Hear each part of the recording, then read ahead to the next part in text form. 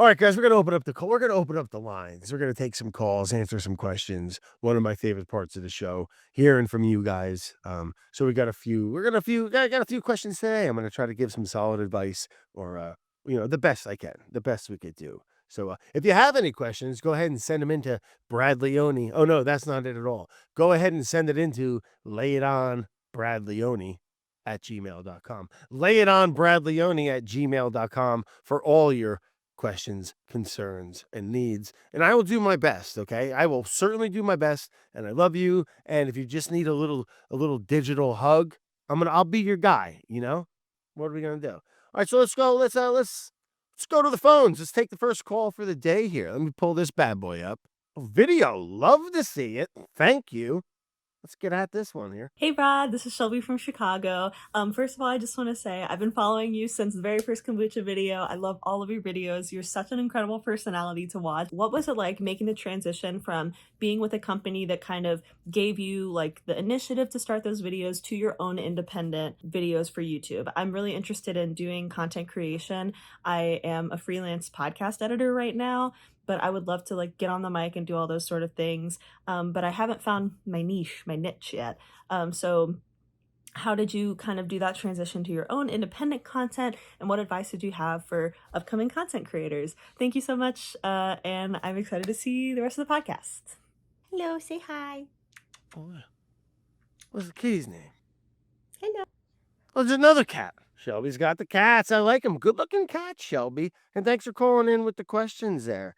And good for you, man. Little podcast editing. That's rad. God bless all editors. At least some of them, at least most of them.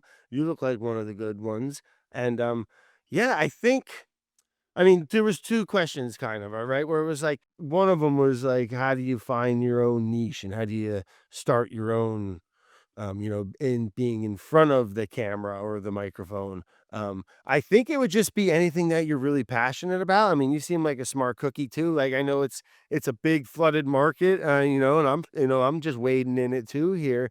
Everyone loves a podcast, and there's so much out there. How do you get someone to find yours and listen to it? I guess it's like, what are you the most interested about, or what's your biggest little like quirk, or like something? I don't know. It's a hard one. It's a hard one to figure out, right? If it was super easy, everyone would crack it, and it would work, but and let me tell you this. Let me tell you this, Shelby. The fact that you got editing, a little bit of editing in your pocket, okay? You're already halfway. You're doing better than I did, for good God. Like, having, I think, the ability, and I know it's a lot of work, but like, if you can create your own content, because let's face it, I'll give you some real advice here, Shelby. Make it as cheap as you can. All right, as cheap as you can. If you can edit, and you can get a little camera and you get a little light from Jeff Bezos or something, you ain't got to spend a lot of money. Get a good little microphone, a couple little things, it adds up, but like, it's got to sound good. You got the editing stuff going on. But if you can create, I've always been jealous of the creators that like, they shoot it all themselves. They're the talent. They edit it, and then boom, they put it out, and it's like quick, or it's long, or whatever. And it's just like, man, if that works, home run derby, me, I gotta pay everyone to help me, like, it's, and which is great. It's awesome to have a team, but like, I think that, to get back to giving you advice here, I think it's, yeah, make it yourself, and to just start something. And like, even with this show that I'm doing, it hasn't been going on that long yet. It's already evolving and changing. And someone gave me good advice one time. What the heck was his name? English fella. He was like, don't get married to your one show concept, or, like, don't just like, and I kind of took that as like, if you want to make like a knitting podcast or something, and it's not working, but you still like it, tweak it, do something else, make a thing about sweaters from New Zealand, or I don't know, you know what I'm saying? Like, don't just die on one hill because it didn't work. And always remember, it might fail, and you can try it again or something like that. But I think, you should be positive, man. If you can edit your own stuff, get a little tripod Timmy, right? Come on, let's face it. It's just like the union carpenters. I had a guy tell me one time, he's like, I could replace you with a clamp. You know what I'm saying? All right, let me, like Bobby, my camera guy. I bust his chops all the time. He's very talented. But I was like, for you, I'm just gonna get meta glasses and shoot the shit myself. You know what I'm saying? But no, have fun with it, man, and just have fun with it. I think that's the most important part. Have fun and just get it going.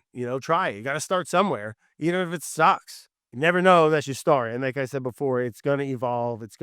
That ball is gonna build and change as you keep doing it. And another one of your questions was like getting out of the like, yeah, me starting with and going out on my own. It sounds like you're already on your own with that matter, right? Like you were editing for someone and you want to just go out and do your thing. And I think that's kind of what we talked about before. Just start it, just do it, and just get it out there, and then hopefully it can just snowball a bit. Yeah, let me know how it works out. Call in again. Thank you for sharing. Thank you for leaving a video message. It was nice to see your face, and good luck, Shelby. And heck yeah, like I said before, you gotta start somewhere. Do something. All right, we love you, baby. See you later, Shelby. Hey guys, welcome back to the show. Yeah, been a heck of a week. Back at it, back on the old grinder. A few things to talk about. Maybe this November 1st. I don't know if you're local or not, but in Connecticut, Southeast Connecticut, Stone Acres Farms, November 1st. We're doing a Roost, Shakedown Street, a Grateful Dead cover band called the Grateful Shred, national touring act. Yep, they're a big old deal. They're going to put on a heck of a show. It's going to be a blast. Food, we got some folks coming down from up from New Orleans, down from Portland, Oregon, some local favorites around here. It's going to be a big old fun, bizarre music festival, and just a good old time. Over 21 to enter. No kiddos that day. It's going to be a fun little one. A lot of cool merch. A lot of just a lot of good times. A lot of clean fun, music, dancing, eating, having a blast. And it's one of the most beautiful farms I know around. As part of the reason, it's one of the things I fell in love with when I moved up into this area, is the Stone Acres farm. It's just an old 1600s dairy farm, I believe, and now it's just a working vegetable and flower, and just a little hub of community. They got the yellow farmhouse there, which I want to do a video on. They do really great work with kids, with agriculture and cooking. It's really quite an incredible program. If you're ever, they do field trips too. My sister is a principal, but somewhere, she's some big shot. All right, in the education department, and where am I going with this? But yeah, she brings kids, buses them over, man. It's just a great program. The kids love it, and they grow food, they cook food, they learn about stuff. Really, really cool. Yellow Farmhouse. Check it out. But yeah, check out the roostfestival.com. And we're gonna be selling some tickets, some VIP, some really cool people hanging out. Come hang out with us. Check it out. It's gonna be flippin' freaking awesome. What the heck are we even talking about? That's gonna be the name of this segment from now on. What are we even talking about? Now we're gonna be talking about tomatoes. Okay, what is it? August 6th, 7th right now, and tomatoes are late. It was kind of a cool spring, and we got some unripened ones hanging. They're doing well. All right, but I was a little. Listen, I gotta confess. I got a little confession to make here. I was a little late putting them in, only by like a week or two. I was scared because it was snapping down into some. Oh my God, excuse me. The temperatures were getting down a little low, and tomatoes don't like that, right? They're like hot, and so I was a little hesitant, and they're just a little stunted this year. Again, it's gonna be fine. Late August, September is gonna be like I'm gonna be I'm gonna be singing a whole nother tune, okay? In a couple weeks, you stay with me. We're gonna be rolling in tomatoes, BLTs, panzanella, tomato sauce, pressure cannon it away, buddy. Speaking of pressure cannon, I should have filmed this, but yesterday was a nice big old day for me. I did a lot of pressure canning of vegetables that I did a big old pressure canning of vegetables that I did yesterday from the garden. Some zucchini, stewed them down with some olive oil, some eggplant, some garlic, some chopped up green beans. All right, and then I packed them into the jars and we pressure canned them. And now we got these nice little shelf stable little heaters. You got some chicken one night and you want to have some rice. Pop goes the weasel, baby. Open up that can of that jar of pressure canned vegetables. Trap the season, lock the season into the jar. Ploop. I should have brought one for show and tell. What a bozo. They're right outside. It's too late now. It's too late now. All right, the boat's in motion. It's the way it is. But pressure cannon stuff has been great. I was down in the lovely Pine Island, New York, and I picked up a bunch of bags of big old, beautiful onions. Pine Island, Black Dirt region. They do some great, phenomenal onions. And yeah, what I did was I got a big old pot going, a little bit of olive oil, little scoshy boshy of salt, nothing crazy. All right. And I stewed them. Just let them pick up their own little natural caramelization. Those Pine Island onions, they have such a high sugar content. I just let them stew till they get brown, almost like a light a French onion soup, but not quite as dark, like not quite almost just like a light brown, and they get super sweet. And then I pack them in the jars and I pressure can them, and then boom, you want to do a little stew, you want to do a little whatever. You got some like 4-hour onions at your fingertips, ready to go. You dump that thing right in. Oh, you got some stock, you want to make some French onion soup. Oh, you don't have 12 hours to make it. Boom, you got your little heater, your little onion pack. All right. And then we also made some jam. Oh my God, I'm so nasally. We also made some jam from some Japanese wine berries that just flourish around here. Super invasive, super delicious, very beautiful. And we picked those up with a couple pints of blackberries we have a very healthy blackberry shrub that I planted a couple of years ago, and it took right off now. And it's just, what are we talking about? It's just as loading it up with buckets of berries with Brad. We also have the Arona berry bush that's just fruitful right now. The birds are starting to get it. Arona berry, like a chokeberry. For those of you watching, it's about that big, but otherwise it's about the size of, say, your middle fingernail. And they're just these clusters of beautiful purple berries, and super high in antioxidants. This year, I bought a press, this old, like this cool. It's new. Shouldn't say it's old, not old at all. It's brand new. I never even used it. And it's this press for like pressing apples or fruit, or we get it. We get it, Brad. It's a one of them core screw presses, and I'm gonna pack them in there because you can only eat so many, you know what I mean? And make a jam, or I'm gonna juice it and then drink it. I'm even gonna try making a few bottles of wine. I got some champagne yeast. I'm gonna fool around with that. We'll see how it goes. Maybe we'll make it a video. What else have I been loving and doing? Oh gosh, I almost forgot, guys. I've been doing a lot of crabbing with the boys. I got an old 14-foot John boat, and with a little 2-stroke 15 horsepower motor on there. Bang, little goer, baby. All right.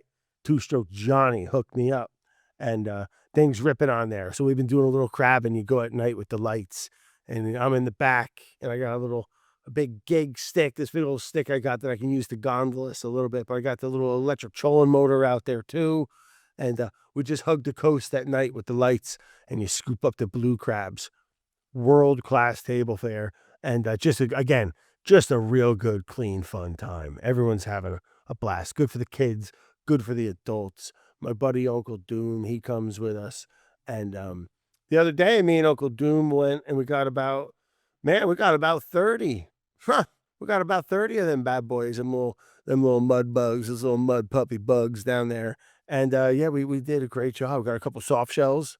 You fry those babies up, and you're living the dream. I mean, what else could you possibly ask for except for maybe some tomatoes and all that good stuff? But we'll get there, but really excited. Hey, really excited for today's guest, guys. I am getting a little hungry myself. I got some surgery tomorrow, so I'm not allowed to eat come midnight tonight. But, whatever. We don't have to talk about that today. Everything's going to be fine. We talked about this in a previous episode. Just got a little knee injury going. Tomorrow, hopefully, they're going to take that thing right out, and I got a fish spine lodged in my knee. We talked about this already, Brad.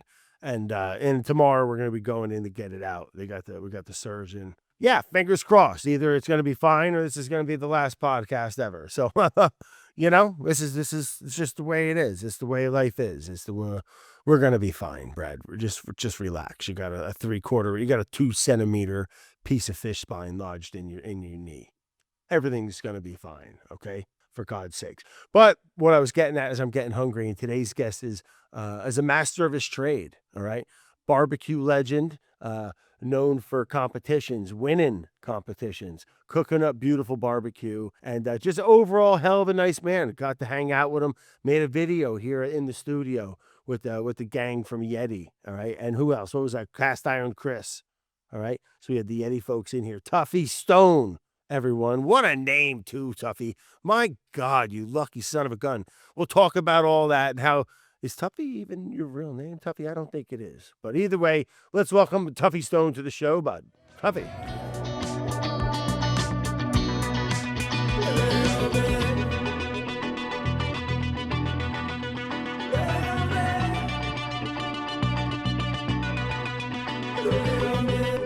Tuffy, welcome to the show, man. Thanks for the time, and thanks for coming on and chatting a little bit.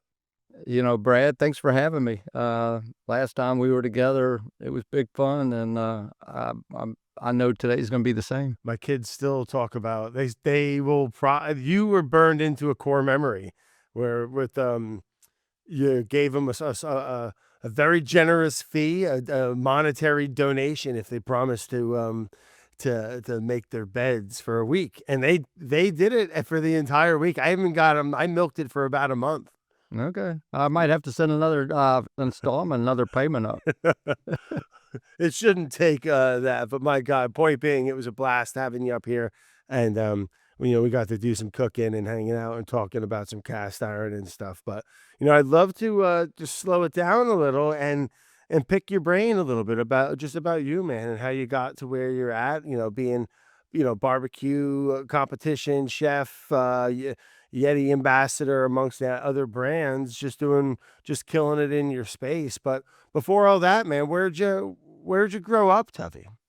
So I grew up in Lynchburg, Virginia. I live in Richmond, Virginia now, about 2.5 hours east. But born and raised in Virginia. Lynchburg. Yeah.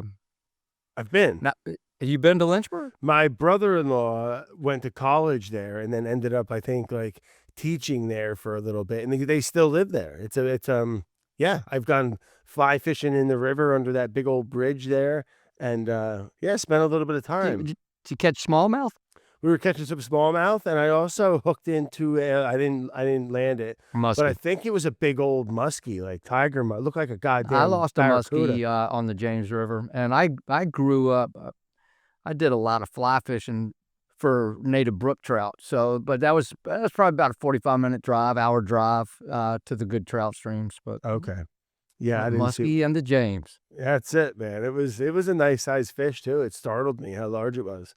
But yeah, been there a few times, and so you high school, the whole childhood there. I did, and then made a decision after high school. I was supposed to go for a partial running scholarship, and felt like I needed a dose of maturity. So I went from high school to the Marine Corps and did 4 years as a jarhead. Jeez, from running, you ran right into the Marine Corps, huh? That's Didn't you? But when back in Lynchburg growing up, were your parents, I mean, I know you got into cooking later on, and we could chat about, we'll get there, but was food always something that was kind of, I mean, I know everyone eats, right? But Yeah. was it always a thing? No, I always enjoyed my first version of surf and turf was a squirrel that I cooked in frying pan and some native brook trout. That sounds great. And I probably had my driver's license then. I think I did. But so at 16-year-old frying squirrels and cooking up some brook trout. And Squirrel gets a bad rap, man. It's really a delightful, delicious little animal. I know they're cute and whatever, everything's cute, right? But like they're delicious. It's like a little tree rabbit. yeah, they look better with their fur on, but They sure do, right? It looks like you killed somebody's cat or something. But no, and my grandmother, my grandmother Stone, her name was Florence. She baked cookies every Saturday. Me and my buddies would ride our bikes to her house, and we'd sit at this little little breakfast table she had, and she'd line the table with newspaper, and she'd put the carton of milk on the table with some cups, and then when the cookies came out of the oven, she'd put them onto this newspaper to cool, and we'd wait until they cooled just enough to where you could pick one up without it, breaking in half. And yeah, she eventually gave me some sourdough starter. I was using her starter for a long time, making bread. I don't know. I never thought I never thought food and cooking was gonna be my living, but I always enjoyed that process of cooking. Yeah, I mean, it's a common thread, right? You see in most people who are lucky enough to have it introduced to them in a healthy way, not just, a lot of folks don't have access or whatever the tragic story is. But like it is, it's something that keeps us. It's a part of life, right? And when it's a beautiful thing, and I love it's one of those things that just brings people together, but also is just yeah, there's something. It's I say it often. It's just like a universal language, like music or. So yeah, so grandma, she sounds like she put some memories in the head there. And high school, good time. You said you did some running, Yeah, cross country, or I've always been, they say never trust a skinny chef. I've always been slender, but I was really good at running and distance running. okay. And I always enjoyed that. It was, uh, Did you do it like constructively? Like you were, was there a team or something? yeah, Cross I country. made all state my senior year. I was all state cross country and captain of the team. I could do a pretty good job on a 2 mile and 3.1 mile. Captain Tuffy Stone. I like it. Now is Tuffy, is that birth certificate name? No, so my mom gave me the nickname Tuffy when I was about 2. I was named after my dad. His name was George, and I've been Tuffy since I was 2. In fact, when we started our catering company, 30 some years ago, I was going to put George on the business cards because I felt like it was more professional sounding, but I'd already kind of made a name in my community and in my industry being Tuffy. So here I am, Tuffy. That's it. But Yeah, it was a nickname my mom gave me. I think you did the right thing. It's almost like it's very it's a fun name, it's a memorable, strong, hard name, Tuffy Stone, man. Like you'd be crazy to if it's working and that happened organically, that's amazing, So It was it was a tough name to live down when I got to Paris Island for Marine Corps boot camp. yeah, But you might want to go by George once you join the I was stoned. just Stone. So how was that? I mean, was high school was a pretty pleasant experience then, it sounds like? Yeah, I Or- had a lot of good friends. High school was great. We had a lot of fun together, maybe too much fun. And and then shipped off to Marine Corps. That was just something you wanted to do. yeah, I came home and told my parents I'd signed up. Oh, how'd that go? My dad was happy and my mom was really sad. Yeah, of course. But it was really good for me. I'd say it was Brad, it was tough. I went from pretty easy life, lots of friends, to Paris Island, and their process is they just beat you down and make you feel like you're nobody, Right. and then they build you back up. And it was a life-changing Yeah. experience for me. But in hindsight, looking back, I'm really happy that I did it. I don't think you and I would be talking here today if it hadn't have been for that Marine Corps experience. Wow. That's pretty strong life experience then, right? Where it's like things like that where they really do alter the path, the direction and where you end up going. But I would imagine that they kind of every Marine I ever met, is polite, squared away, hard working for the, you know what I mean? And like, I feel like a lot of that stuff is probably instilled in you in the Marine Corps. I mean, was that experience? I know you said it was hard and I could only imagine, but the fact that you said that you probably wouldn't be having this conversation without some of that stuff from the Marine Corps. Well, like just what was the takeaways for you? I mean, first of all, Paris Island was really, that's a really, they change you there. They sculpt you. I've had a lot of, I did a lot of growing up there. I got it put in some opportunities that were a little scary for a young man. I bet. Um, And well, you're 18 now. Is this how I old was are we? 19, yeah, 19. so from 19 to 23. But I learned a lot of good stuff. I learned how to make it through really tough situations. I learned about People. camaraderie. I learned about teamwork. I learned about eventually moving in from Marine Corps to a French kitchen, which was a lot of discipline there. They paired really well. That transition from being a jarhead to learning how to cook under Chef Alon, the Marine Corps helped prepare me for that discipline too. And you mentioned you went into, so you did 4 years with the Marines. that's right. And what this is, what time, what are we talking? Is this the 80s? Yeah, 82, 86. Reagan was in office, and So there's no conflicts at that time then, right? Or we had Libya, Libya. Gaddafi, line of death. So Gotcha. I was on a ship that bombed Libya. I think it was April 15th, 1986. And Oh, wow. You work 12-hour shifts on the ship. So I worked from 7 at night till 7 in the morning. And so I woke up and took a shower and put on my uniform and went up to the hangar deck. And they had brought up all these pallets of bombs. The captain of the ship came on the radio and said that the president had ordered us to a site 80 miles off the coast of Benghazi. And we had EA-6Bs, A-6s, F-18s. Anyways, they loaded them all up and they launched them. And I was able to see some of this through their camera stuff. And but we sat down there for a few days and waited to see if they were going to retaliate. And I was a young man. I mean, it's not like boots on the ground kind of like scary stuff, but it was enough to make us. I had some good friends. We were all young men, and we were all a little worried if we were going to see our mom again. Yeah, that sounds like some pretty heavy stuff, man. So, what were you in the Marine Corps then? You mentioned you were going to the flight deck or the hangar deck or something. So were you working in the aviation part of it? Yeah, I was the highest level of radar repair for F-18 radars, and F-18s had just come in at that point. So we worked a lot with civilians.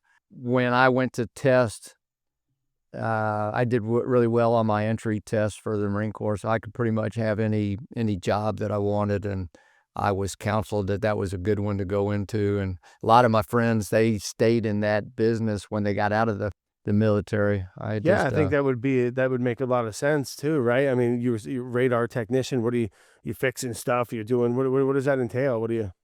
Oh man, it was so we're the highest level. So squadron level, they would troubleshoot a failure to a component level, to a box level, and then they would send that box to us, and we'd troubleshoot it down to a component. So it could be a transistor, it could be a resistor, it could, and then we would remove that piece, replace it, test it to make sure it's operational. I had a position for 6 months one time where I had to solder under a microscope and like change chips and all the components. And I don't know. It was I just didn't enjoy it. That's why I didn't stick in the industry. Didn't want to do that forever. Yeah. So you mentioned after the Marine Corps, you got into. You said you were working at a French restaurant. Yeah. So I got out of the Marine Corps. I was homesick. I'd been in California. I like California. I like to surf, so I'd be out in the water a lot, but I missed the seasons. I liked seeing the leaves change, and I missed my family. So I moved back to Richmond, Virginia. I'd saved enough money to go to college, but I hadn't saved enough money to go to college and support my rent and food and all that. So I had to work while I was going to college. And initially I was in the front of the house, and then I'd gotten some of my grandmother's sourdough. I was baking sourdough bread 3 days a week. I had a roommate that liked to cook. We had a modest collection of cookbooks, and we were just cooking a lot. And I was working in the front of the house, tending bar and waiting tables. And I thought about it one day. I was like, man, I like cooking so much. Maybe I should like move to the kitchen. The problem with the kitchen is you don't make the same kind of money that you make when you're in the front of the house. But anyways, I researched all the chefs in Richmond and kind of made a prioritized list as to which kitchen, which chef would be the best to work under, and made this list. And at the top of the list was a Alain Vincent. He had a little French restaurant called La Maisonette, 55 seats. And I was pretty fresh out of the Marine Corps, so I was pretty squared away. So I put on some nice clothes. I set up a appointment to meet with him, typed out my resume, and walked in the back door of La Maisonette, and Chef Alain and his sous chef, they were in their white chef jackets with their toques on, and they had stock simmering on these French flat tops, and the sous chef was filleting fish, and Chef Alain was just turning potatoes, and so he worked while I kind of gave him my spiel, and I told him I wanted to learn how to cook, and he said he'd call me, but I left there thinking he's not going to call me. Right. And that kitchen was so impeccably clean and so organized. And I went home to my apartment and I thought, man, that is the kitchen to learn how to cook. And Brad, I was always thinking it was just going to be a domestic hobby. Right. A domestic skill set. I wasn't looking to move into being a chef as a profession. I thought to myself, knowing how to cook good will always be something that serves me well in life. Anyways, I went back the next morning and I knocked on the kitchen door and Chef answered, and I said, Chef, I tell you what, on Wednesdays and Saturdays, I'll work from 8 in the morning till noon for free. I'll do whatever you want. I'll wash dishes. I'll clean lettuce, whatever. I didn't think he'd say no, and he didn't. And I got my foot in the door. Yeah. With Chef Alain. That's huge, right? That little, because he probably is. Who knows? But maybe he wasn't gonna call you back. Unless you went in there the next day, knocked on the door, and offered to kind of stage their work there for free. Doing whatever. And then you hear about that, and you hear that kind of common story often where it's just like, get a foot in the door. If you're the right person, they can teach you how to cook, right? He just, as soon as he knows that you're not a dirtbag, or, starts to get, he just gets anybody walking into a restaurant looking for a job, you get them all, right? So Right. I'm sure, and he's so squared away kitchen. I'm sure the food was squared away. Everything was probably pretty amazing. Was it one of like the more high-end restaurants in town then? Yeah, it would have been one of the top 2 or 3 restaurants. So I worked so hard for him, and it's interesting. I think I cooked there for about 9 months, maybe a little bit longer. And one day I realized it was the first time that I'd worked a day there where he didn't yell at me. Alain was super intense, and he had a lot laid into this restaurant, and being on point was his mission. Was he French? Yeah. All right, so he's squared away. He probably at this time he still probably had that brigade type of mentality in the kitchen. He lives right over there. I could walk to his house. Oh wow, are you still friendly with him? Yeah. Oh, that's amazing. Yeah. So you learned in there, man. You probably did learn a ton, right? I'm assuming he's a pretty solid chef. Yeah. So I mean, and it was a small kitchen, Brad. So it was like 2 people in the line. Right. And over time, I worked so hard for him. I grew to be his sous chef. He eventually made me a partner in the restaurant. Terrines, pâtés, breaking down, all the sauces, pastry, you name it. Cooking, you did it all. I did it all. And, like one time I worked 8 weeks in a row, and I think I was working over 100 hours a week. And then I worked 8 months where I was working 88 hours a week. Gosh. And, I don't know if anybody does that anymore or not, but, Right. I think it's got a lot. But Alain is a great chef. He ended up working at my catering company for 10 years later down the road. But he's super talented, and he took me from not knowing how to cook asparagus to being very comfortable in the kitchen. Right. That's huge. What a foundation to have too, right? I mean, classic French kind of learn how to put that base. And then you mentioned you got into catering. So What was the segue from working at that restaurant into the next phase of your life? Well, so I had a few other places that I left that I worked at after leaving La Maisonette. I worked at some really good restaurants, but eventually I met my wife, and she was in the food business too, and we aspired to eventually open up our own business. And I considered restaurants, but the idea of opening a catering company appealed to me because the startup cost was not the same, the risk was a little lower, and we could ease into it. So we all worked full-time jobs initially at other places, and catering initially started as a side hustle. Was she cooking? No, she was front of the house. Okay, great, Yeah. perfect. I just had this simple belief. I thought if I came to your house, cooked good food, gave you good service, charged you a reasonable price, and left your kitchen cleaner than when I got there, that we'd probably get more work. And it was just, and another thing that we tried to do is bring fine dining and good cuisine to off-premise catering, because we didn't feel like there was much of that in our community. And so it was all from scratch kitchen. We were making our bread, it was all fresh herbs. We were making our stocks, and no base or anything like that. It was all just, from scratch kitchen. And so we grew that over time. At one point, I think we had 50 full-time employees and over 100 part-time employees. Oh, wow. And I found myself not cooking anymore. And I was just, running, helping run the business and managing, but I was missing my passion, which was to be in the kitchen cooking. And that's kind of where barbecue starts to come into the scene. So comes into the scene, but is that something you just pick up in tandem to having this catering, or did you just kind of stop? No, so my thought with this was, all right, I can make sushi, I can temper chocolate, I can make all these hard to pronounce, fancy, expensive foods. I want a new culinary activity to reconnect as a cook. And for whatever reason, I wanted to learn how to cook with all wood burning fire. So I bought a barbecue pit. I got some hickory. I made a rub. I seasoned a few pork butts. I lit this fire, and I ruined a big old load of meat. Yeah, I bet. Huh? Yeah, it was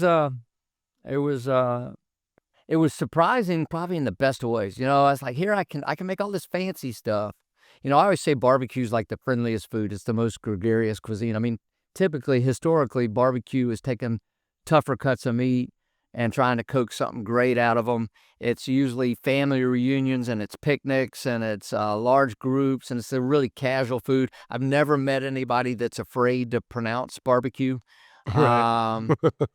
And here I was trying to make it, and it was awful. And so I was a little surprised by that. I was curious by it. I've always been a curious person. I've always wanted to learn about new things. And well, what went wrong with the pork on that first go there? I mean, and I had a couple questions. What went wrong with the pork, and then what kind of, you mentioned you got like a barbecue pit. You talking just like a Weber grill kettle, or did no, you get I got an offset. It was a reverse flow, big offset. So what went wrong? All right, so to answer your question, initially I didn't know what was bad about my barbecue. Now I know really clearly, and when I teach, I speak to it all the time. John Willingham wrote a barbecue book, and I'm going to paraphrase, but in his book he said, "Smoke is dirt. We're cooking, we're not smoking." I did a television show for about 5 years, and the guy that created the show, when he called to ask me if I would do a sizzle reel, anyways, he said, "Tuffy, I got to tell you, I've cast you as the professor." He said, "You can talk for hours on smoke and wood and fire." And it goes back to those initial attempts of this barbecue and why it was bad. So most people, when we make barbecue for the first time, the reason it's not good is two things usually. We over smoke it and we undercook it. Nobody likes tough barbecue. But John Willingham, in his book, he said, "Smoke is dirt. We're cooking, we're not smoking." And that just resonated with me. Simple things like that I can just cling on to. And it took me a while to learn how to run a clean fire. It took me, I like to treat smoke like salt and pepper now. I always want the meat to be the star. I want, the bigger the meat, the more smoke I can put on there. A piece of delicate fish, it might just be a wisp of smoke, or it might just be some char from the grill. But anyways, my barbecue, and so I got lots of stories. So across the street from my house is my neighbor, Sue Brown, and she's been my neighbor for 25 years. And when I would make this barbecue initially, I'd knock on Miss Brown's door and I'd say, Miss Brown, I've got some barbecue for you. And she'd be so gracious and she'd take that barbecue and she's so happy. And I kept doing that. And one day I knocked on Miss Brown's door and Miss Brown answered the door. I said, Miss Brown, I got some barbecue for you. And she looked at me and she said, Tuffy, I still got some of the last barbecue you gave me. And I looked at her face and I could tell she didn't want it. Right. And it was because it was too smoky and the chew wasn't nice. I mean, the best foods in the world, in my opinion, are the foods that have the best texture. And I don't care if it's ice cream, Caesar salad, or barbecue. Caesar salad has got to be crisp romaine. It's got to be just the right amount of dressing. Those croutons got to be crispy and crunchy. Ice cream's got to be smooth in the mouth. And barbecue, the best barbecue is going to be, some people talk about a rib that's falling off the bone, and that's because no one likes tough barbecue. But when you get better at cooking ribs, you'll find there's this real sweet spot where that rib is tender and succulent and juicy, but it might not be falling off the bone. It might just almost be there, but not quite. But anyways, I didn't know that in the beginning. Yeah, no, I couldn't agree. I mean, that everything you said kind of resonates with me. I think that'll stick with me as well with barbecuing from the book that you read, where you said the smoke is dirt, we're cooking, not smoking, and I like that. That sticks with me. That It's easy. It makes a lot of sense. And you're right. I mean, the subtleties of it, right, where it's just like salt and pepper is kind of an interesting way to put it, where it's like you want it to shine, but you want the meat to shine, but you want these salt, pepper, smoke, acid to help complement it and bring out some of those things, right? I mean, we got to go catch stripers when I was with you, and beautiful stripers, but you're right there in such a beautiful part of the country with this beautiful seafood. And sometimes all it needs is a little salt and nothing else, but that food, rockfish, let that fish shine, and it's the same with barbecue too. I think barbecue, like I treat ribs and maybe poultry different than I do pork butts or brisket. I tend to, the bigger, the thicker, the heavier the meat, I can put some more smoke on there. I can put some more seasoning on there. But always, I'm going to let that meat be the star. Or I'm going to let that fish be the star. Yeah. Yeah, because, that's when I like doing barbecue as well. I dabble with it and I kind of go through phases. I've been to your house. I know what's in your backyard. But I dabble with it and I go through phases with it. And you're right. Like as I've gotten a little better at it, especially with something like brisket, where I used to like just cover it with all the spices and pepper and all this stuff, make this like big spicy bark on it. And it's just too much. And I would have it on the smoke a little too long. But you're right. I think what you said, you nailed it right on the head. Texture is a huge part. And then having everything else just kind of be, the best quality and those fundamental techniques kind of really just make things shine. Barbecue is fascinating to me, right? It's like one of those things, people travel all over the country and the world. America has certainly made a big name for itself with barbecue, right? It's ancient, right? I mean, it's been a part of people cooking meat over fire all over the world for forever. I told you about John Marcus giving me the nickname, the Professor. We were shooting an episode of Barbecue Pitmasters, and we were shooting in Virginia. And so the producer, he said, Tuffy, I want you to speak on Virginia barbecue, because we were filming in Virginia. And Virginia kind of gets lost on the barbecue map. And there's been some really great books written on the barbecue and how it evolved, but Virginia is really important to how barbecue came. It was a big part of that journey. And anyways, I got 2 books to read to get ready for this show we were gonna film because I wanted to speak intelligently, and so one book was written by a buddy of mine, Joe Hayes, and then Robert Moss, who's, with Southern Living, he's like the barbecue. Anyways, I was reading both their books, and but this story speaks to what you just said. So I'm reading, and it's George Washington's nephew, and he's in Virginia, and he's going to a political picnic, and he's coming in by horse, and they're coming through these woods, and then they come to this clearing, and he's sharing what he sees, and they've dug this hole in the ground, and they've got this fire adjacent to the hole, and they've got slats of wood, and they've got this hog over these coals, but they're burning the wood down and moving the coal. And I'm thinking to myself, I think I'm so clever about this whole. They knew back in the 1600s, Sure. about treating smoke the right way. Sure, absolutely, right? Having their little charcoal factory off to the side there and just shoveling it in there when they how they needed it and where they needed it. It is really such an art, right? Like it's like wine. It's easy to do, but extremely hard to do well. That's well put too.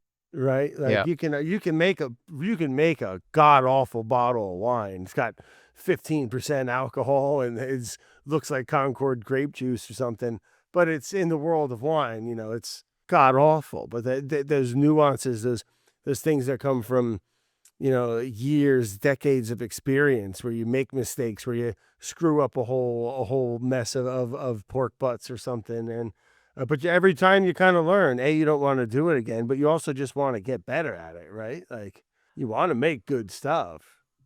I think these failures. It probably depends on your personality, but I made a lot of barbecue that was really bad. And I'm not saying I won't do it again in my life, but I don't know. I just get so into nuance, generally speaking, when it comes to a lot of things, anyways. But all that bad barbecue that I made, I kept applying that effort to trying to get better at it, and those mistakes. I mean, how many recipes are out there that probably started from a mistake?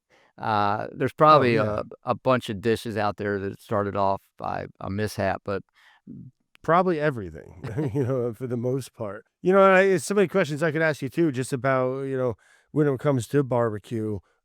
I've always loved, I smoke a pretty good chicken. I think chicken is a pretty entry level. Again, easy. You can, or maybe I'm wrong. How do you feel about chicken? I mean, and maybe I just been doing them so much. I feel like they're pretty good. no. So chicken's one of my favorite things to cook. Yeah, me too. We love to cook a whole chicken on the weekends. I've got a friend who's a really, really talented chef. He's worked in some really great restaurants, and he used to be executive chef at a hotel here in Richmond that was a real special boutique hotel. And he spawned a lot of great chefs that worked for him. He was going into one of these chefs' restaurants one day to eat dinner, and my friend at that point had taken a chef position as a private chef for a really wealthy family. And so this chef that he had worked under was kind of teasing him a little bit and making fun of him. He's like, "So what have you cooked great lately?" And my friend Jay he never lays up. He's a great chef. But he's so humble. He said to this other guy, he said, "I'm just still working on the perfect chicken." Good I don't know if answer. have you ever eaten at Zuni Cafe? Mm-mm. I mean, she's passed, unfortunately, but if you ordered the chicken there, it was going to take 45 minutes. They had to make it. Yeah. But where you can take a chicken, whether you brine it or dry brine it, I love a spinning chicken. I love a rotisserie. I like bringing in brown butter. Chicken, there's a lot of nuance in a chicken. Chicken's phenomenal. Oh my God. I I mean, agree.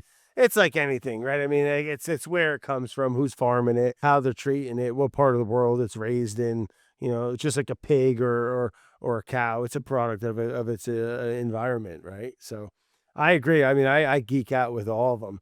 And I found, man, the biggest takeaway I always tell people with chicken, whether you're roasting it or smoking it, I like putting salt on it a day or two ahead of time, and just like people call it a dry brine, I guess, but I just rub it with salt inside of the cavity, under the skin a little bit, on top of the skin, and I find it just kind of wicks out the moisture a little bit, but also just kind of that sodium is one of the only things I think that does penetrate through the cell walls of the flesh of the animal, and it seasons, and you get that like juicy seasoned meat all the way down to the bone, and it's just making me hungry, to be honest. Me too. It's yeah, you're just doing a little light cure on there, and it's good. I mean, Do you do that with I've got a most? brine recipe that I use a lot for chicken. It was actually inspired by Alice Waters, but Mm.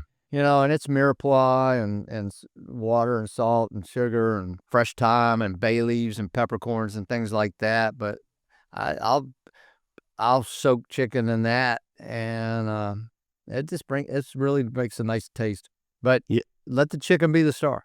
Yeah, and then just on in the world of brines and salt for that matter, do you apply salt? I guess everything's probably, it's not such a blanketed answer. I'm guessing right here, but like, do you salt or season or brine most of your big chunks, like whether it's a chicken or a pork butt or a brisket ahead of time? Yeah, so and the way I like to talk about that and teach it is the bigger the cut, the more seasoning, the more rub I put on there, and the longer I let it sit on there. And the thinner the cut or the more delicate cut, less and shorter period of time. And for me, I was cooking in Alabama probably back in 2005, and I had seasoned some ribs the night before and put them in the cooler overnight. And when I got to them the next morning, all this moisture had been pulled out. And I was like, man, I'm trying to cook a juicy rib. I don't know if this is what I'm trying to achieve here. Right. But even more than that, that salt had kind of cured that rib a little bit. It changes in And color a little, right? Gets yeah, like it a changes the color. I darker. mean, look I'm from Virginia. We're known for country hams. Right. And these hams are cooked by salt. So I think so generally speaking, big cuts are usually seasoned overnight, 8 hours for a big thick brisket or a pork butt, and ribs and chicken can be anywhere from 30 minutes to an hour. And I just, one of the things good about cooking, let's just trust your eyes, Right. trust your senses. But if like when you see that rub start to dissolve a little bit and start to sweat a little bit, and you're probably pretty good. And if you make a brisket and it doesn't have good flavor, then put more seasoning and let it sit on there longer next time. Right. Right. Because are you adding something like a brisket? Like, man, that's the one thing I love fooling around with it, and it's getting that bark, right? It's getting that perfect. I always hit it with a little too much smoke. Oh, let me go back. Let me slow down. When it comes to chicken, smoked chicken. All right, so you brine it or you're salting it ahead of time. What's your ideal temperature here? Is this proprietary For knowledge cooking or or done for meat temperature or cooking temperature? cooking temperature? Sorry. So so we do a lot of roasted chickens. Yeah. But you can't see it, but in front of me I got a Weber kettle with a rotisserie attachment on there. I love to spin a chicken. Do you like that attachment? I have a Weber, but I was thinking I too, I love the rotisserie thing, man. It's a great. I Is love that works well? attachment. Yeah. I have to get one. And I do duck that way too. But I'll put coals on each edge of bottom of the charcoal grate, and then I'll put a drip pan in the middle. The chicken or the duck will spin above that drip pan, and I'm generally running that Weber usually then about 375, 400. I just did a recipe, a smoked and lacquered duck that was something it goes back a long ways. But in that drip pan, and it actually was a Hudson Valley duck, but that thing was spinning, and that duck fat was rendering out in that drip pan. And then I got some green beans and blanched them and tossed them in a little sambal and fish sauce and put them in that pan. Ooh. And they were really good. But when we're roasting chicken in the oven, which we do frequently, Yeah. that oven temperature is usually between like 350, 400 degrees. What Yeah. about you? Yeah, same in the oven. I run it about the same as well. Sometimes I'll start a little low and then crank it up, let it render a little bit. But I think it might just be me fooling around. I kind of do it a little different every time. But I think that I'm right around there too, about 350 to 400 degrees. And I mean, a roasted chicken, if there's one thing someone could have in their arsenal, I always tell people, get good at roasting a chicken, man. You're always gonna, everyone loves it. It's always it's delicious, and it's just a good thing to be able to cook. You got someone coming over, you got company, and you roast a proper chicken that's seasoned well and juicy, and maybe you did some potatoes or whatever, little pan sauce or something. I mean, we're talking world-class fare here.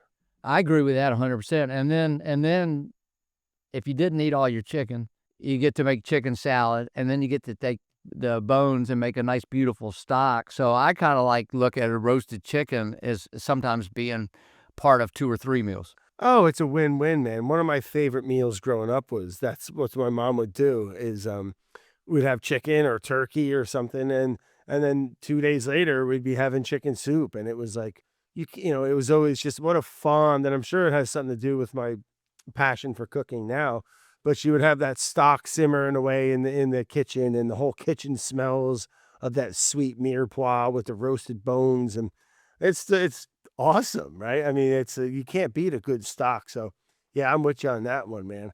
And then with something like pork and stuff, I mean, ribs. I mean, I'm with you. You nailed it on the head before too. I mean, I think the beginners, the rookies, and it happens all the time. You go over to Uncle Joe's or Buddy Bobby's house, and he's his ribs are. You gotta have my ribs, and it's like it's pull the bone right out, but it's like this goopy, kind of over mushed out kind of.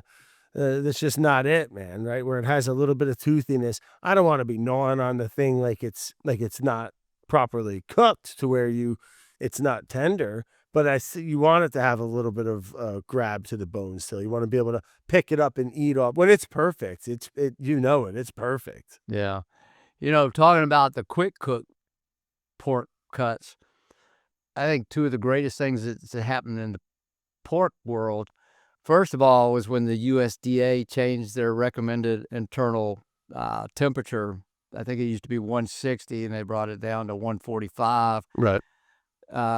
And we don't want ribs or pork shoulder to be at that temperature, but with pork loin or pork tenderloin, and my mom, if she was still around, she would never eat any pork that had any pink in it at all. But hammer it until it's until it's toast. And then the other thing too is we got away from that whole lean generation. Pork, the other white meat. Before you know it, there was no flavor. And yep. So I was just talking about this too, and I was out in Oregon. Good buddy of mine, Eli Cairo from Olympia Provisions, and he utilizes the whole animal for charcuterie. I don't know anyone that loves pork as much as Eli, and went out to go see proper pasture raised farm, and when you get into that's where I geek out now. I was just talking about this, but is those nuances of from farm to farm and from variety to variety of the animal, where pork, the other white meat, which they I don't know if that was the 90s or the 2000s or whatever factory farm bullshit lobbying that was, but like it shouldn't look like a sheet of paper or it should. I eat pork sometimes and people are like, wait, that looks like a ribeye. You know what I mean? It's red and it's got this marbling and it's got this chunk of meat is a little lighter and this chunk is darker, and good pork it's I don't have to tell you. I mean, you got the neon sign in the back there, but I mean, my household, we're a sucker for a pork chop. It's the best. And it doesn't matter if it's going in the cast iron or going on the grill. Getting a little char on there, getting a little caramelization, and having it nice and pink on the inside. That's it, man. And you know what? I think barbecue, right? When people think of, and I can just speak for myself, but when you think of barbecue, because everything we've been talking about is a little bit of like hotter cooks, faster cooks, not this big, 20-hour low and slow thing, but barbecue and just cooking over good flavored heat, wood-fired heat. I mean, isn't that essentially barbecue, whether you're cooking an eggplant or roasting a chicken, right? It doesn't have to be this smoke heavy, low and slow ribs for 12 hours. I don't get so like, I mean, some people get so like adamant about what barbecue. I think when you look all over the world, barbecue is probably things cooked over coals, whether it be smoked or grilled, it's cooked with fire. I think here in the States, sometimes there'll be a real strong opinion as to what the definition of barbecue is. For me, even when I was working on my cookbook, it was like, I have some long cook recipes in there, and I have a number of them, but I probably have more grilled, quick cook item. We're so busy, man. It's more like, it's more you realistic. got two wide open suns all over the place, and you're working so hard, and sometimes we just need like 40 minutes to get dinner on the table, or an hour to get dinner on the table. Give me a pork skirt steak, or like something fun like that. A couple nice little marinated pork chops, or just like you said, salt them. You put salt them in the morning. I'm one of those guys where I wake up and I'm thinking about what I'm going to be. What's the plan for dinner already? You know what I mean? I got to set something up, or I get excited. I like it. I think that's the way food should be. I really like your playground when it comes. You got a couple of magical spots there to cook, both indoors and outdoors. And with your garden and all that, it's like it's fun. You're getting smacked in the face with culinary wonderland every day, but that's a pretty special. I mean, I feel the same way towards food. I think that's another thing too, is making. I don't know. I like working on my little space that I'm working in and making it functional, and that makes cooking funner too. Yeah, I tell people all the time, if you don't need a big old plot of land to just grow some simple stuff, even just herbs. Grow a bunch of herbs, and having just fresh rosemary and thyme and Thai basil. I mean, we're talking about weeds here. Yeah. Like you don't need to be Mr. Green Thumb to pull this off. And just having that steak where you cook it and you finish it with a little butter, and you got the rosemary and a little bit. I'm a big oregano guy. Rosemary, a little oregano, a little sage. Maybe you have some good garlic that you grew or got it from a farmer's market. And all of a sudden, this thing just like pops with this incredible roller coaster of aromatics and flavor that just like, especially with meat like that, it's just, man, to each their own, but it feels so right. I agree with that. I mean, I don't have any produce growing, but we've got a lot of herbs growing, and so many of those just come back every year and get bigger and bigger, and some of them you got to replant. But I was working on developing 2 new rubs earlier today, and you talk about these herbs, and this was in dried form because it's going to be it's going to go in a jar. But I was like, all right, what salt am I using? What's the spice going to be? Is it going to be herbaceous? Is it going to be thyme? Is it going to be rosemary? Is it going to be, what are the herbal qualities? And we built 2 this morning, and we were just kind of like, all right, rosemary's a little sharper than we want. We want it to be a little more subtle, like with thyme. But I think when you can go out to your yard and Just going cook. back to the chicken. When we roast chicken, we're getting some thyme and some rosemary out of the garden. Yeah, nothing new. And, it's when it's perfect, it's kind of, listen, I like fooling around and changing around, but you kind of can't go wrong with the classics, man. I agree with that too. Yeah. So, hey, Tuffy, you mentioned these spice rubs. Is that something that you just use in your line of work, competitions or catering, or is that a product that you sell? It's a product that I sell. I don't think I did a competition In a while? I haven't done a competition. I don't do competitions a whole lot anymore, but I don't think I've done one this year, and I think I did one last year. But It's probably a lot. But I have 6 rubs out right now, commercially available, and I have 2 sauces. You got a website or something people can Yeah, go on? tuffystone.com. Tuffy's what? tuffystone.com, just my name. Perfect. But I've been getting into the grocery stores and Heck yeah. and sporting goods stores, and I'm trying to grow that business, and so I'm going to add some new products. I think I've got steak night, daily grind, everything seasoning, classic barbecue rub, sweet barbecue rub, and the big umami. Cool. And so I'm working on 2 more. Well, I know you mentioned you didn't do much competitions anymore, and I'd imagine it must be a lot. But that chapter of your life, you were pretty active in it for a little while, right? Yeah, no, I the first competition I did, I just thought I'm gonna go meet people there. I'll learn how from them, and I did pretty well at that. Met a lot of great people, and I started doing that more. And got really fortunate. A lot of opportunities that came to me and professionally were because of the success that I was able to have in competition barbecue. I didn't cook it this year, but I've been cooking Memphis MA since 2010. I've cooked the Jack Daniel's World Barbecue Invitational probably 11 times. Wow. I've cooked the American Royal probably since 2005. And what's that culture like? I mean, I'm sure there must be good and bad and everything in between, but is everybody pretty? Lot of great people. When I Yeah. first got into that, I've changed my cell plan 3 times that year because I found myself with friends all over the country. Really, really great people. Made a lot of wonderful friendships. Got really good at learning how to run a clean fire and to manage that smoke right and get that texture right. Well, talk to me a little bit about that. I've heard you say it twice now. Running a clean fire. Talk to me about that, Tuffy. So a fire that doesn't breathe and doesn't get enough oxygen is going to create creosote, and that creosote is going to be really bitter and off-putting. That's why you'll see burn barrels where they burn that wood down to coals, and then after a lot of those impurities are burned off, they'll just take the coals and whether it be a cinder block pit or whatever. I'm looking around for some. Anyways, I call it log cabin style, and like I've got a little offset right where I'm sitting right now. I want oxygen. I want the air to be able to flow through those logs.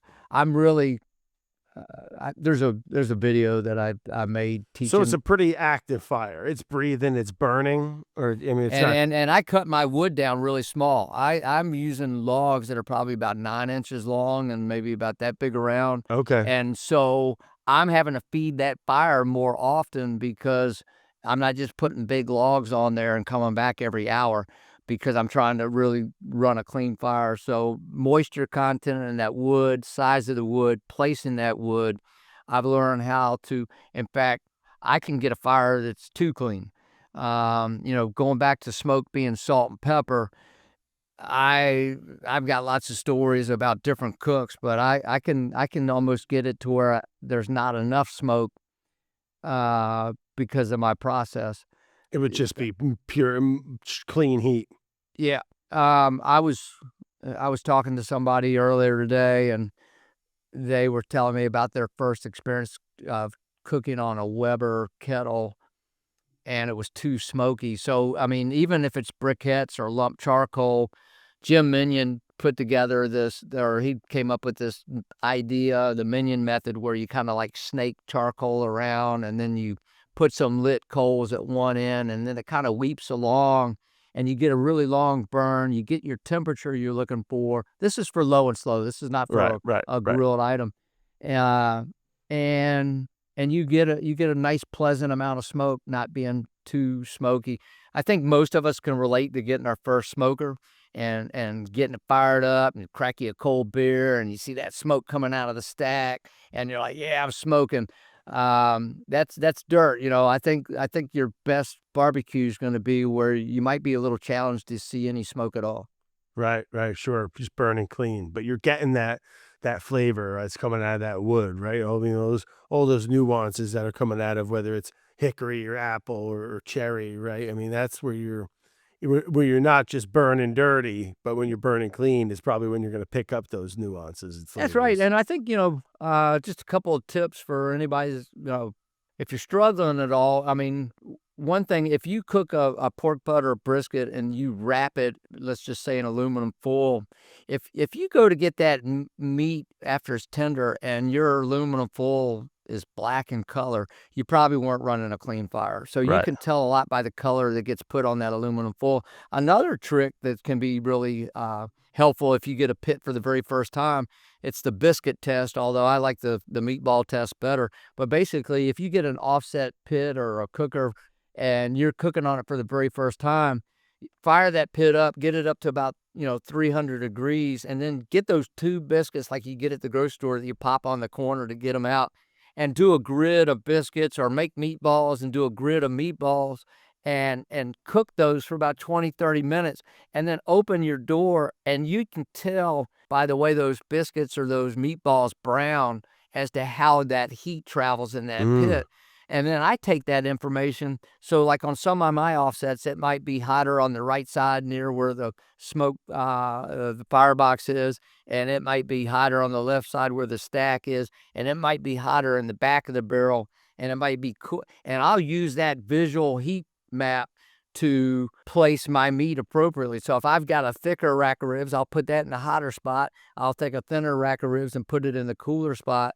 But it's a really just easy, super way to learn your pit before getting out there and ruining a big old load of pork like I did. Yeah, I love the biscuit thing. Cheap, and it's like a nice little color indicator. It's Right. going to show temperature changes really, really, really clearly. That's a great tip, Tuffy. Is there anything you got coming up you want to chat about, or you want to talk promote? Yeah, Or I head to Sweden, I think Wednesday or Thursday. I'll be going over there and teaching. We'll be teaching making- barbecue? Yeah. Oh, Yeah, amazing. it's barbecue is like I go all over the place for teaching barbecue. Australia, New Zealand, Brazil. It looks like I'm going to be traveling a lot out of the country the rest of this year and next year. But people, there's probably a little bit of a pyro in all of us. I think a lot of people get a deep satisfaction by lighting a big old fire and cooking a big old hunk of meat. Well, it's primal, man. It's Yeah. fun. I mean, who we kidding? It Yeah. is pretty fun. But it's primal, right? I mean, I think it's deep inside of us, and I think society has made it, at least in America and certain cultures in parts of the country, at least and world, where it's fast and it's technology and there's ovens and there's, you know what I mean? But like, there's a reason why people like going camping, and there's a reason why people like cooking over fires.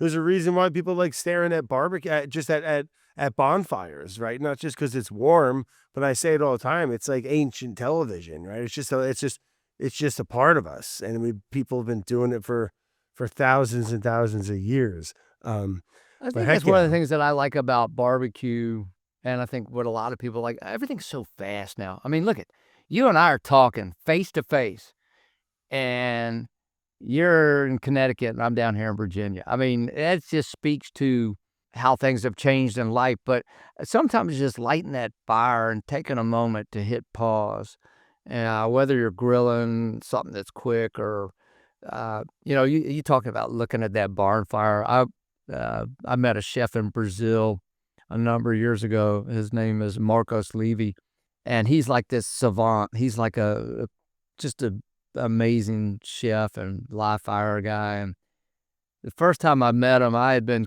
I cooked. I had to do 3,000 portions of tri-tip, so I was busy. And anyways, I was finally done, and a chef that had helped me, she's really good friends with Marcos Levy, and I don't speak Portuguese, and he doesn't speak English, so our conversations were all being translated. But this year, he had made these cages that you crank up with cables in the air like a boat winch. Wow. And so he had like this one metal cage that held the food that was square, and then he had a firebox in the middle of it that plunged up and down, and you could just adjust it. And so I'm over there talking to this guy, and he's super passionate, and we're really connecting. And I'm super like blown away by what he's doing. And he said, everybody's always looking down at the fire, and he said, I wanted people to look up at the fire. And so that's why he created these cooking devices that hoist up in the sky and you could cook food on. But people like staring at fire, and it's just what you said about the whole barn fire thing. Yeah, there's no doubt about it, man. Well, heck, Tuffy, it's been a blast chatting with you, man. I know we try to keep these things around an hour, and yeah, so, man, miss you, buddy. I know we had a blast hanging out and fishing last time. Open door. I mean, I got to get down to Virginia next time. You said you're no longer in Lynchburg. You're in. I'm in Richmond, but I got You're in a Richmond. place real close to the Chesapeake Bay. We need to get down there and catch redfish and Yes, we do. speckled trout, and who knows, maybe we'll get luckier and get into a cobia. Dang, cook them over a fire. That sounds great. Oh, before I forget, it's a little thing I do on this show because there's always a couple questions I forget to ask, so I jot them down. I'll just say it. Do you have a favorite like barbecue destination currently that you go to, like, or do you Man. travel to, or you wish, or an event or something that you did where it was just awesome that you wish you could go? You find yourself daydreaming about. Man, I have had so many amazing opportunities when it comes to barbecue. I know it's kind of a shit question. I hate to put it into just one. I guess it's just the first one that comes to your mind of the best. I'll never forget. It was when I first got into competition barbecue. I'm at a barbecue contest in Kansas City, and a buddy of mine who makes some of my barbecue pits, Jamie Gear. I'm with him, and there's this legend in barbecue. His name is Johnny Trigg, and Smoking Triggers. He and his wife Trish, and he's just like he's an amazing pitmaster. And I was just getting into this, and JB walks me over to Johnny, because Jamie makes Johnny's pits too, and he had his ribs that he hadn't turned in sitting over there on this little table. And Jamie said to Johnny, "Hey, can Tuffy have one of your ribs?" And he's kind of cranky sometimes. He's like, "Yeah, Tuffy can have a rib." And me and my friend, we each grab one of these ribs and we take a bite and we look at each other. We both had the exact same feeling. We had never in our life ever cooked a rib like that before. So Wow. it was just like, a whole nother level. Right? Yeah, blew your mind. Yeah. Oh, that's amazing. If you had to, all right, gun to the head, beef or pork? Pork. Yeah, right. More versatile. I could eat it more often, I think. Soaking chips, is that, write me if I'm wrong, but is that a bunch of BS? You're not doing that, right? I'm not doing no that. one's doing that. No, I don't soak chips. I would say if you have a choice, do chunks over chips, but I'm not soaking chips. There are some cooking apparatuses out there that are geared towards more like smoking fish, that are a lot of times electric driven, and they'll put those chips on some kind of burner and soak them but it's a smolder. It's not a good smoke. I'd rather add more chips more frequently. Gotcha. Great advice. We'll end it on that. Check him out. Tuffy, thank you again, man. And check him Brad, out, thank you. tuffystone.com. He's on the Instagrams. He's on all the good stuff. And if you get a chance to get some of his food, it's well worth it, man. Tuffy, thanks for hanging, buddy, and we'll chat soon. Yes, sir. Thanks, Brad. This episode was produced by Brad Leone and Carolyn Gagnon in partnership with Studio 71. It was edited by Kate Brunotz with music by Harrison Menzel.